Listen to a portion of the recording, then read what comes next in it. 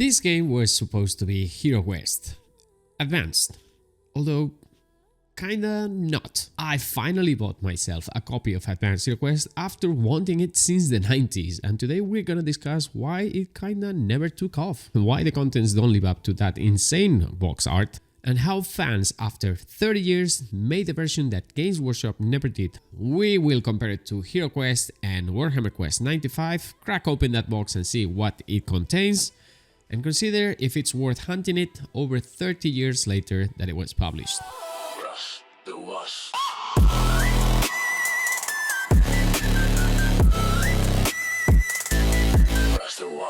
Buckle up, brass lickers, because it's going to be a wild ride.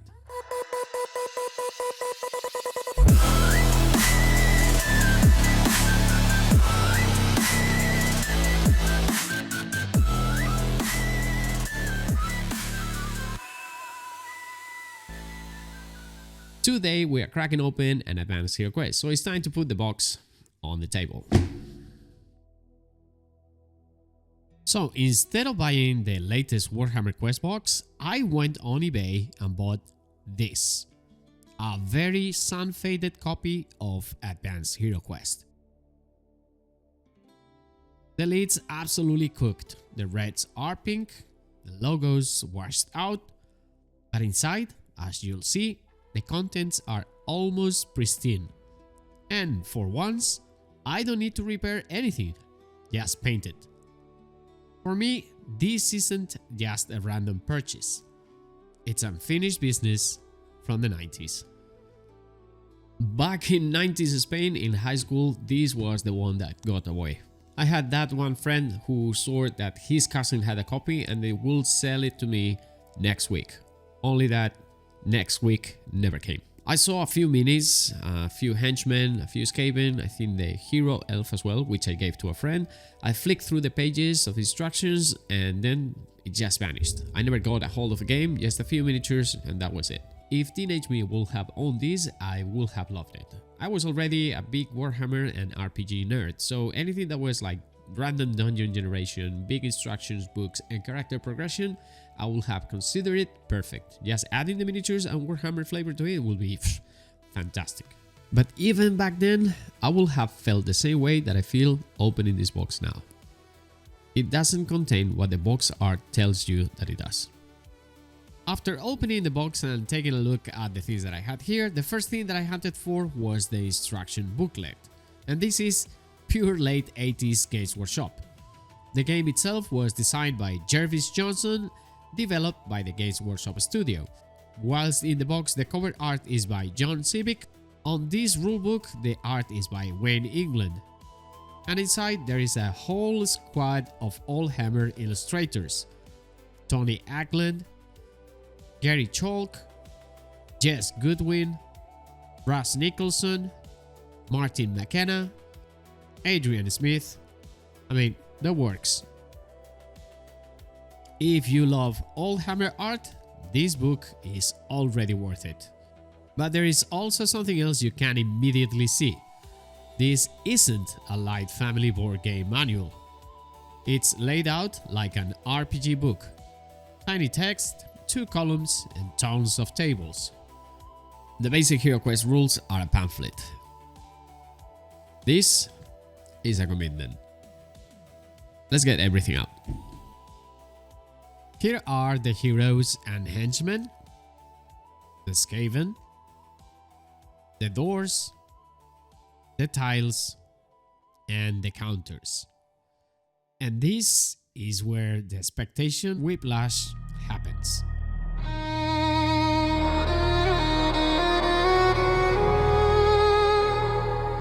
If your only dungeon game is HeroQuest, the Advanced HeroQuest lead looks like the older, angrier brother.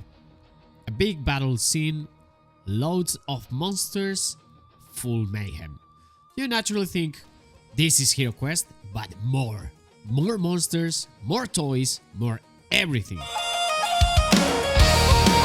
Instead, you get 4 hero minis, a bunch of single-pose human henchmen, a pile of identical Skaven, and no orcs, no goblins, No Chaos Warriors, no Gargoyle, no furniture. The monsters you see on the box art, none of them are inside the box. I mean, not even the heroes are the same as the ones inside the box. You only get their rules in the book, because you are supposed to buy the Citadel miniatures separately. For a kid whose only reference is HeroQuest, that's rough. HeroQuest, on the other hand, gives you a big gorgeous fixed board, a whole zoo of different monsters, and a table full of 3D furniture. The tiles themselves are clever. You can build infinite dungeons, but they don't have the instant diorama magic of the HeroQuest board. They are more functional than atmospheric. And those opening doors?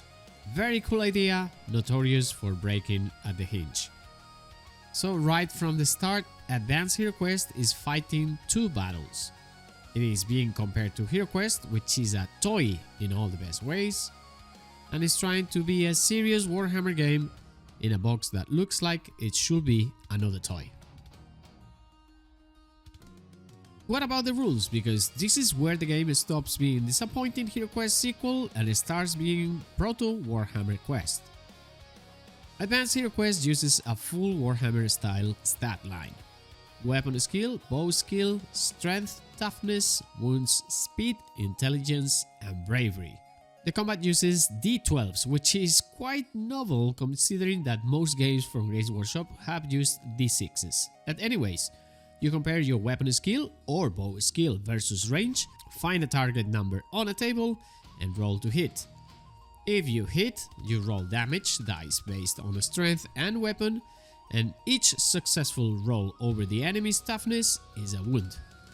It is very Warhammer, swingy, brutal, and stat driven.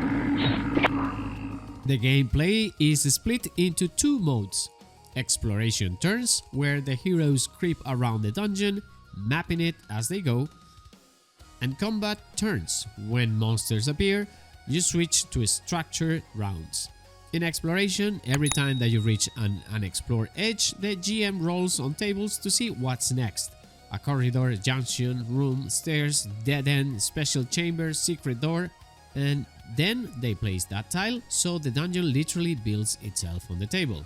In combat, the sequence is first the hero phase, where heroes move and act, the GM phase, where monsters move and attack, and the end phase, which is ongoing effects and cleanup. Movement and positioning matter a lot. Dead zones around each model, blocking doors, chasing or fleeing, all of that is covered. It's closer to a small skirmish game than HeroQuest's walk in and roll skulls. Magic is proper Warhammer magic. Although the rulebook contains only the Bright Wizard spells book, there are other spells out there, more so if you look for the fan-made versions of Advanced HeroQuest. Bright, Jade, Light and Amethyst Wizards, Dwarf Runesmiths, and Warrior Priests. Each has theme spell lists, runes, or blessings. Spells often require tests and components. This feels a lot more like Warhammer Fantasy role-playing or 4th edition Warhammer than the simple spell decks of HeroQuest. The real RPG layer is between dungeons, because you pay for food and lodging, you roll for random events in town, you spend gold on training, new gear, healing and spells, and you can also hire henchmen to accompany you in those dangerous dungeon dives. The rulebook also gives you rules to play solo adventures, a way of converting your HeroQuest adventures into Advanced HeroQuest ones, and rules to run campaigns. So where does this sit compared to HeroQuest and Warhammer Quest 95? Alright, let's line them up. HeroQuest 1989, beloved by everybody that owned one or had the chance to play as a child with a friend. It has a fixed board, 4 heroes, needs a GM, and contains very simple stats. You can teach it in 10 to 20 minutes and be playing in half an hour after you open the box. Loads of charm, loads of plastic, but mechanically fairly shallow. Warhammer Quest, the version from 1995, takes the random dungeon idea and moves it onto cards. You draw dungeon cards for rooms and corridors and draw events for monsters and hazards. It keeps campaign play, loot tables, random events in town, but the procedural stuff is more automated. It's still heavy, but easier to run compared to Advanced HeroQuest, and is massively replayable. HeroQuest is your open and play in 20 minutes game. Advanced HeroQuest, on the other hand, is open and play in 2 days. Maybe next weekend. Warhammer Quest 95 takes the random dungeon generator and puts it into cards, making it much simpler. So Advanced HeroQuest ends up as being the weird middle child. Too heavy for the HeroQuest crowd and not as polished or supported as Warhammer Quest 95. And that's why this is a cult thing and not a mainstream classic. Let's talk about fan rules, because that's where this game really shines. Now here's where it gets really interesting. These original booklets are cool, but they are also dense as hell. Tiny text, lots of page flipping, tables buried in paragraphs. They are very 1989. So of course, fans fixed it.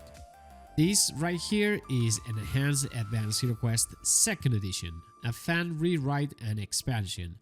It bundles in all the official content, core rules, Terror in the Dark, and the White Dwarf articles, adds the house rules everyone was using anyway, like 2 square doors, diagonal movement, simpler spell components, adds proper classes like Knight, Witch Hunter, Barbarian, Slayers, Elf Sentinels, Fighter Mages, with heroic abilities you trigger once per expedition, and lays everything out in modern, full-color pages you can actually reference while you're playing. So the core engine is still Jervis Johnson's Advanced HeroQuest, but it's presented like a 2020s rulebook instead of a 1989 booklet.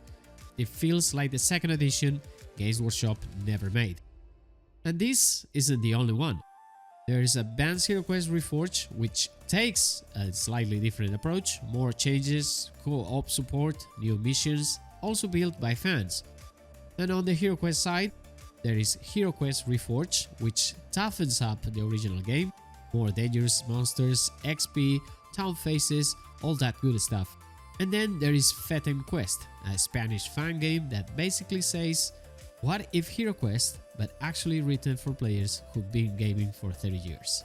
It's huge, full of old-worldish lore, extra heroes, advanced rules, and even compatibility tweaks for the modern Hasbro HeroQuest box. And all of that lives in the same ecosystem as this faded Advanced HeroQuest box. The official games are the skeleton, and the fan rules are all the muscle and skin we've added over 30 plus years.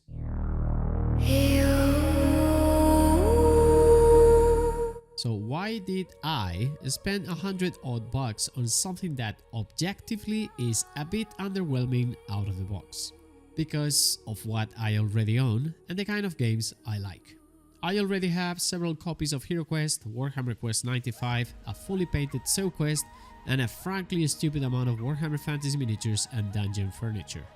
I, and by extension you, can throw on it your 3D printed tiles, your 3D printed furniture from other games and miniatures that you already own, and that's when Advanced HeroQuest stops being the disappointing brother of HeroQuest and becomes what it was supposed to be from the very beginning. A crunchy, all-world dungeon crawl engine. So should you buy an Advanced HeroQuest over 30 years after it was released? Here is my honest take. If you are just dungeon curious and want something you can open and play quickly with friends or kids, get a modern HeroQuest or one of the newer Warhammer Quest boxes. They will treat you better out of the gate and the price will be sensible. If you want a big classic Warhammer dungeon campaign with official support and you don't mind 90s jank or the prices that you can find these for, go for Warhammer Quest 95 and add fan content on top. But if you are like me, an old Hammer Tragic with multiple dungeon crawlers on the shelf and piles of painted minis, then Advanced HeroQuest does make sense, but mostly as a collector piece, a historical curiosity, and a rules framework you run with fan-made books and your own collection. In that case, I'd say buy a copy if you find one at a price that you are happy with, respect the original art and rules because they are part of a story, but actually play using enhanced Advanced HeroQuest, Reforged, or similar fan rules with whatever minis and terrain you already own and love. If you enjoyed this dive into Advanced HeroQuest and the little niche that it carved out into our gaming history, please let me know in the comments below if you would like to see a playthrough with the enhanced Advanced HeroQuest rules. And of course, don't forget to like and subscribe. Click on any of these videos if you want to see some more dungeon crawler goodness. And remember, my name is Miguel, this has been Rush the Watch, and I'll catch you guys in the next one. Un beso. Adiós.